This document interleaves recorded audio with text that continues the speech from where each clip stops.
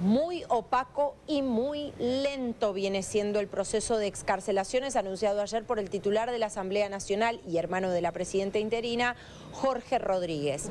No sorprende a absolutamente nadie porque estos han sido manejos habituales del régimen. Lo que pasa es que ante tamaña presión internacional y ante los hechos que obviamente se han dado a lo largo de estos últimos días y que comenzaron con la captura de Nicolás Maduro, uno pensaría que los viejos hábitos del régimen podrían empezar a disiparse. Eso no está pasando. Lo que estamos viendo es, repito, un proceso lento y opaco con algunos trascendidos sobre supuestas listas de presos políticos de alto perfil que serían liberados. Nosotros no vamos a reproducir ninguno de esos nombres porque justamente esto se presta obviamente a alimentar la esperanza de familias que han vivido en angustia, en muchos casos durante años, Roxy. Así que vamos a tratar de, obviamente, dar la información cuando esté y lo antes posible, siempre y cuando tengamos corroborada la identidad de los potenciales excarcelados y demás, pero la verdad es que incluso las organizaciones de derechos humanos siempre esperan a que se materialicen las liberaciones con encuentros con las familias y demás, porque ha habido incluso ocasiones en el pasado donde se anuncia una tanda de liberaciones y resulta que luego cuando van a constatar no es el número que desde las voces oficiales dicen que han sido liberados. Mientras tanto, por supuesto, se suman los pedidos de la comunidad internacional. Giorgia Meloni ha celebrado el inicio de las excarcelaciones de los presos políticos. El presidente de Paraguay también ha pedido por la liberación de todos los presos políticos, porque el hashtag y la consigna hasta ahora, Roxy, es que sean todos. Recordamos que son más de 800 en total y más de 80 ciudadanos extranjeros, entre ellos, por supuesto, el gendarme argentino Nahuel Gallo y el también ciudadano argentino Germán Darío Giuliani. Caro, ¿cómo andás? Ayer a la noche, hasta bien entrada la noche, se vieron salir camionetas del helicoide, ¿no? Entre las pocas imágenes que podía ver, lógicamente, por los pocos medios. ¿Se supo algo más? Porque ayer se hablaba, bueno, pueden ser camionetas que tengan presos dentro y que los liberen después en alguna otra zona, efectivamente. Sí. ¿Se supo algo más de esas camionetas que bien entrada la noche salían del helicoide o documentos? No, tal cual lo marcás vos, Gonza, sí, obviamente hubo versiones de eso, pero hubo versiones incluso, recordarás vos, porque también estuviste siguiendo el minuto a minuto, no solo ayer de movimientos en el helicoide, obviamente después del anuncio y del inicio de excarcelación de presos políticos que comenzó con los españoles, sino la noche anterior. ¿Te acordás que se hablaba de movimientos en el helicoide? Yo quiero aclarar algo sobre la sede del helicoide. Primero, que no es el único centro de tortura señalado por organismos de derechos humanos e incluso por la Misión Independiente para la Averiguación de los Hechos en Venezuela, que se abastece de las investigaciones de organizaciones de derechos humanos. Primero, que no es el único señalado como centro de tortura. Segundo, en el helicoide funcionan sedes de distintas instituciones. Es decir, que puede haber, claro, es la sede del Servicio Bolivariano de Inteligencia Nacional, pero también funcionan otras oficinas. Es un lugar donde es un edificio muy característico en pleno Caracas, que concentra mucha actividad, obviamente, además de ser una cárcel y ser señalado como centro de tortura, concentra mucha actividad, si se quiere, administrativa para algunas entidades muy sensibles. Entonces, una de las posibles versiones, y obviamente siempre hablamos de versiones hasta tanto la información no esté corroborada, es que se pudieron haber generado algunos movimientos administrativos. Por supuesto, uno se preguntaría, ¿querrán mover documentación que pueda abastecer aún más a las ya muy robustas investigaciones por los crímenes de lesa humanidad y las violaciones de derechos humanos ya conocidas en Venezuela? Bueno, este es uno de los interrogantes.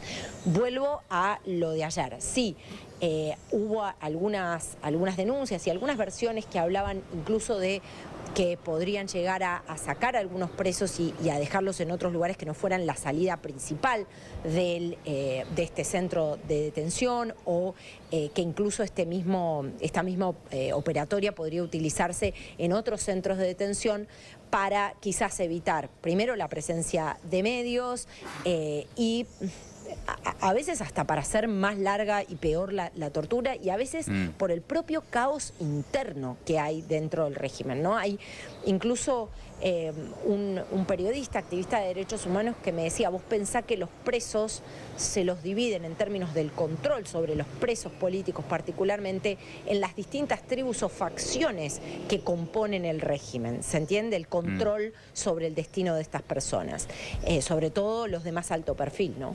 Es importante, Caro, en este contexto, Roxy, también señalar, hoy más temprano había un reporte de un avión de la Secretaría de Estado de los Estados Unidos que estaba rumbo a Caracas. Después se confirmó que se trataba de John McNamara, quien es el encargado de negocios para la oficina externa de los Estados Unidos para Venezuela. Y básicamente es, bueno, en primer lugar, un gran gesto que haya un funcionario de la Secretaría de Estado de Marco Rubio pisando suelo venezolano y, sobre todas las cosas, evaluando cuáles son las condiciones para reabrir una embajada que está cerrada desde el 2019, la embajada de los Estados Unidos. Sería tal vez, Caro, el próximo paso en esta, vamos a llamarle, normalización o intento de ir normalizando poco a poco el vínculo, sobre todo entre Venezuela y Estados Unidos. Por supuesto, y se inscribe en este proceso de fases que mencionaba Marco Rubio. La primera fase, recordemos, era la estabilización, razón por la cual Estados Unidos se infiere apuesta a Delcy Rodríguez, es decir, el control interno para que no se siembre caos dentro de Venezuela. Igual veremos qué pasa con las luchas intestinas dentro del régimen, porque hay otras figuras importantes, entre ellas el propio Diosdado Cabello, quizás la más importante por fuera de la órbita de los hermanos Rodríguez, que es muy gravitante dentro del control de las fuerzas y de las milicias. La segunda fase, una suerte de fase de recuperación, tiene, según lo que desglosó Marco Rubio, bastantes aristas. Una que tiene que ver con el comercio, con el tema petrolero, hubo anuncios al respecto. Otra que tiene que ver con la situación de los presos políticos y la persecución política en Venezuela. Pero por supuesto uno infiere que ese proceso de recuperación, si se quiere, institucional del país, también presupone un restablecimiento de las relaciones con la comunidad internacional. Por supuesto que, como vos decís, esto es un gesto importante. Ya había versiones incluso desde la Secretaría de Estado de que iba a haber un intento de reanudar, por supuesto, la presencia de la Embajada de los Estados Unidos, del personal diplomático de los Estados Unidos en Venezuela. Recordemos que en 2019 fue el frustrado paso de la ayuda humanitaria en el comienzo de año, el reconocimiento de Juan Guaidó como presidente interino. Bueno, se da toda esa secuencia que formó parte también de la estrategia de Estados Unidos en Venezuela. Por supuesto que claramente hay una tercera fase, y para mencionarlo todo, que es la transición, que es la que más está impactando sobre el ánimo y sobre la percepción de cambio que tienen los venezolanos, ¿no? En tanto y en cuanto sigan las mismas caras, bueno, muchos de ellos piensan, bueno, la verdad es que las reglas que rigen en Venezuela son las mismas, ¿no? Y ese es el gran temor que tienen. Por eso el pánico, la verdad que en muchos casos pánico, en muchos casos un temor deslizado, de muchos venezolanos dentro de Venezuela, de hacer siquiera un posteo en redes sociales o de siquiera participar de un grupo de WhatsApp donde se envíen memes sobre la captura de Nicolás Maduro, ¿no? No, claro, nada, porque todo puede ser revisado y todo puede ser un argumento, una excusa para inhibir de la libertad, para sacarle la libertad a una persona. La verdad que son historias increíbles las que estamos escuchando. Caro, vamos a volver con vos en un ratito nada más.